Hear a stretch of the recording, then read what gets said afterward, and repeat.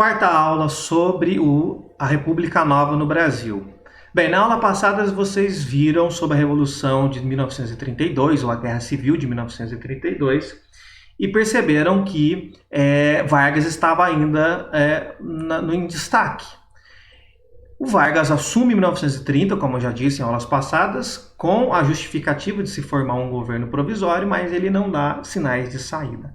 Nós vamos chegar em 1934 e o Vargas ainda estará lá, mas agora nós entramos numa nova fase desse governo, que vai ser chamado de governo constitucional. Então vamos lá ver o que aconteceu nesse chamado governo constitucional, que vai durar de 34 a 1937. Gente, o Vargas sai vitorioso do conflito com os paulistas. Então ele sai fortalecido após a Revolução Constitucionalista de 1932. Então, como ele se fortaleceu como líder, ele vai seguir no governo, tá certo? E aí ele vai realizar as eleições para as assembleias, para a Assembleia Constituinte de 1933. Lembre-se que quando ele assume em 30, ele vai prometer fazer uma nova Constituição, uma vez que a Constituição de 1891 eles simplesmente ignoraram ela, então é preciso fazer uma nova Constituição, e então faz uma Assembleia, pessoas que vão ser eleitas somente para fazer essa Constituição.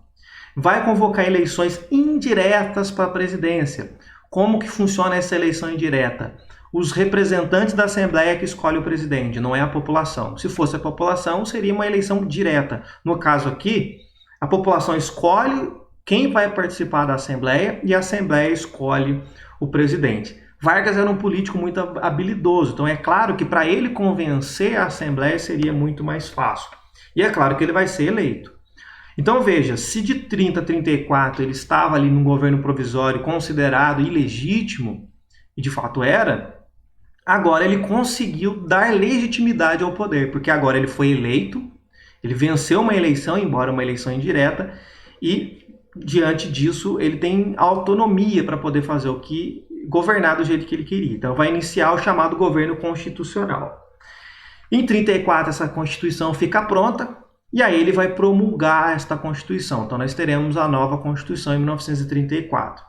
Na Constituição vai reafirmar alguns direitos que foi promovido anteriormente, como por exemplo o voto secreto e o voto feminino, que nós já vimos na aula passada. E aí algo importante vai ser feito, que é instituir as leis trabalhistas que até então não tinha.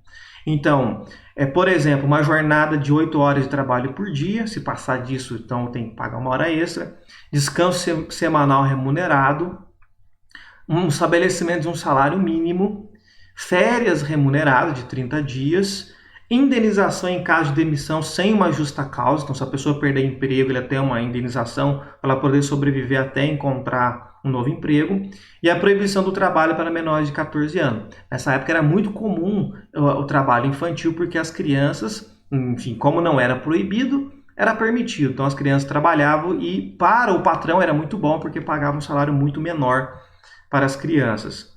Então agora, essas leis que ele havia prometido desde o princípio para favorecer a classe trabalhadora, ela estava na Constituição. Só que o fato de estar na Constituição não significa que ela vai ser aplicada imediatamente. Então essas mudanças que estavam na Constituição, elas não ocorreram de forma imediata na vida dos trabalhadores. Ou seja, estava na lei, mas os trabalhadores no seu dia a dia não via diferença nenhuma. Tá certo? Além disso, a partir de 34... vai ocorrer problemas internos no Brasil, sobretudo com influência tanto do nazifascismo, que lá na Europa está se fortalecendo bastante, também do socialismo. Então nós temos essas duas forças que lá na Europa está muito forte, o socialismo na região do leste europeu, sobretudo na Rússia, e do nazifascismo na Alemanha e na Itália. Então aqui no Brasil vai surgir grupos políticos inspirados nessas duas vertentes, como, por exemplo, a Ação Integralista Brasileira, a AIB, ou também conhecido como apenas integralistas. Foi criada em 1932, só que expandiu rapidamente pelo Brasil. O líder desse movimento era um sujeito chamado Plínio Salgado. Há alguns documentos que afirmam que Plínio Salgado foi aluno aqui do Colégio São José de Pouso Alegre, tem lá a imagem dele. Então, mais um caso que está muito próximo da nossa região. E ele vai liderar os integralistas. E ele admirava muito o fascismo italiano, então tinha uma admiração muito grande pelo fascismo italiano. O que ele tentou fazer então com essa ação integralista brasileira? Basicamente fazer uma cópia do fascismo italiano aqui, adaptado para o Brasil. O que eles defendiam? Um Estado autoritário de extrema direita, como o fascismo foi, combate ao liberalismo, que era isso que os fascistas também combatiam, e o socialismo. Então combatia essas duas vertentes, um capitalismo liberal, como era o exemplo dos Estados Unidos, eles eram contra, e também contra o socialismo. E aí, para criar alguns símbolos para identificar os membros do integralismo, o que eles instituíram? O uso de camisas verdes, então eles criaram um uniforme, era uma cópia meio bizarra do uniforme do que os nazistas usavam na Alemanha e tudo mais. Aqui, no caso, era verde, por conta, né, das cores da bandeira brasileira. Se os nazistas usavam lá a suástica como símbolo, aqui eles usavam o sigma, que é esse desenho aqui que eu acabei de que está no slide. É exatamente esse desenho que está aí, que era o sigma, como símbolo do movimento. Então eles colocavam no braço, assim, os nazistas usavam a suástica e no mesmo lugar eles usavam esse símbolo aí, o sigma, uma letra do alfabeto grego. E existia uma saudação que era Anauê. Então eles diziam Anauê.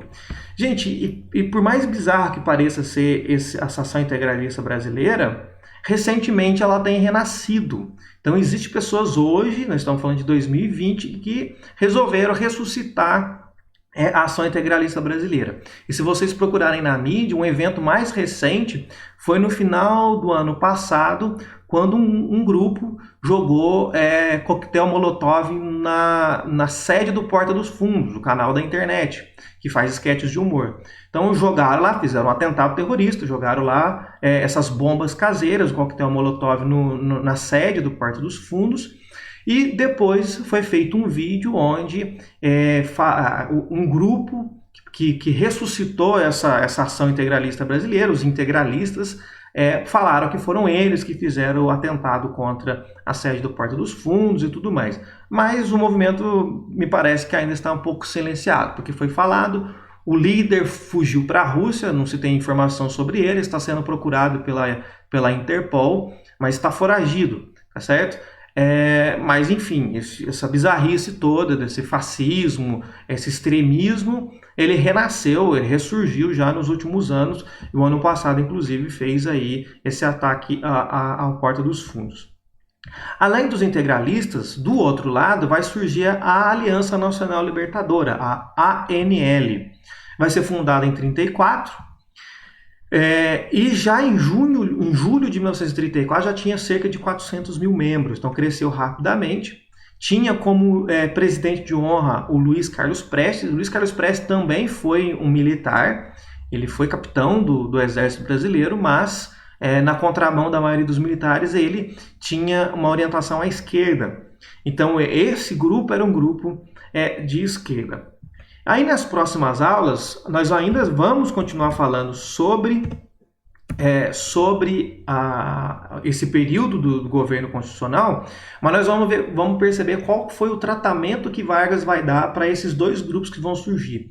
Que tipo de tratamento que o Vargas vai dar para os integralistas, que tipo de tratamento que o Vargas vai dar para a Aliança Nacional Libertadora, para os grupos de esquerda. Nós temos aqui um grupo de esquerda e um grupo de extrema direita, tá certo? Nós veremos como que o Vargas vai cuidar de cada um deles. Um outro detalhe importante sobre os integralistas também, que aqui em Pouso Alegre também foram muito presentes, criaram um jornal integralista em Pouso Alegre que circulou por alguns anos, e eu tenho inclusive a cópia desses jornais, mas que propaga ideias muito assustadoras, ideias antissemitas, ideias racistas e assim por diante. Então é um movimento que é bastante assustador, principalmente se falar que esse movimento tem renascido nos últimos anos. Mas vamos ver como será o tratamento que Vargas vai dar para esse movimento nas próximas aulas.